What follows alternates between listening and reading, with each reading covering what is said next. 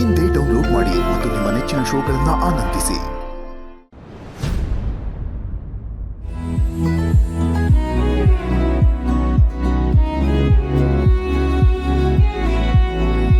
ಅತ್ತೆ ಅತ್ತೆ, ಇಲ್ಲೇ ಇದ್ದೀರಾ? ಹೊರಗಡೆ ಸಿಕ್ಕಾಪಟ್ಟೆ ಬಿಸಿಲತ್ತೆ. ಅತ್ತೆ, ದಾರಿಲಿ ಕಾವೇರಿ ಬಾಯಿ ಸಿಕ್ಕಿದ್ರು. ಹೊಳೆ ಆಚೆ ಅಗ್ರಹಾರ ಇದೆಯಲ್ಲ, ಅಲ್ಲಿ 2 ಕೊಳ ಇದೆಯಂತೆ. ಕೊಳದಲ್ಲಿ ಸದಾ ನೀರಿರುತ್ತಂತೆ. ಜೊತೆಗೆ ದೊಡ್ಡ ದೇವಸ್ಥಾನ ಇದೆಯಂತೆ. ಶ್ರೀಹರಿ ಅಲ್ಲಿಯೇ ಶ್ರೀದೇವಿ ಭೂದೇವಿ ಜೊತೆ ನೆಲೆಸಿದಾನಂತೆ.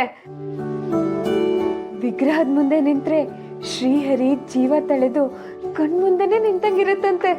ಹೌದಮ್ಮ, ಇದೇ ಮಾತನ್ನ ನಿಮ್ಮ ಮಾವನವ್ರ ಬಾಯಿಂದ ಕೇಳಿದ್ದೆ. ಒಂದ್ಸಲ ನಿನ್ನ ಕರ್ಕೊಂಡು ಹೋಗ್ತೀನಿ ಅಂತ ಹೇಳಿ ಅವರೇ ಹೋಗ್ಬಿಟ್ರು. ಈಗೆಲ್ಲಿ ನನ್ನ ವೈಭವ? ಸಾಕು, ಸುಮ್ಮನೆ ಇರೇ ಗೋಪಿ. ಕಾಲನ ಕರೆ ಬಂತು, ಅವನು ಹೋದ. ಈಗ ನೀನ್ ಹತ್ರ ಅವನು ವಾಪಸ್ ಬರ್ತಾನೆ.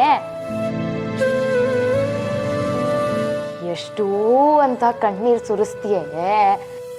ಅಷ್ಟಕ್ಕೂ ಅಗ್ರಹಾರ ಏನ್ ದೂರದ ಪಟ್ಟಣವೇ, ಹೋಗಕ್ಕಾಗೋಲ್ಲ ಅನ್ನೋದಿಕ್ಕೆ. ಹೊಳೆ ಬಾಜು ತೆಪ್ಪ ಹತ್ತಿದ್ರೆ ದಡ ಮುಟ್ಟಿಸ್ತಾನೆ. ಅಲ್ಲಿಂದ ಒಂದು ಬಂಡಿ ತಗೊಂಡ್ರೆ ಮಧ್ಯಾಹ್ನದೊಳಗೆ ದೇವ್ರ ಮುಂದಿರ್ಬೋದು.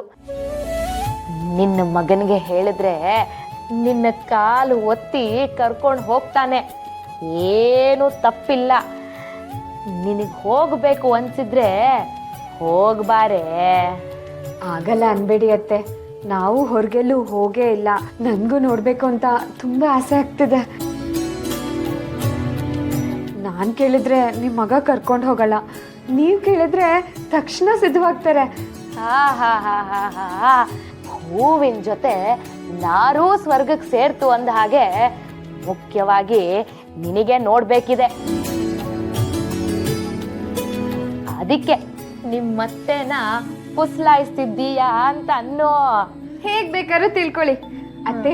ನಾನು ಈಗಲೇ ಹೋಗಿ ನಿಮ್ಮ ಮಗನ ಹತ್ರ ಹೇಳ್ತೀನಿ.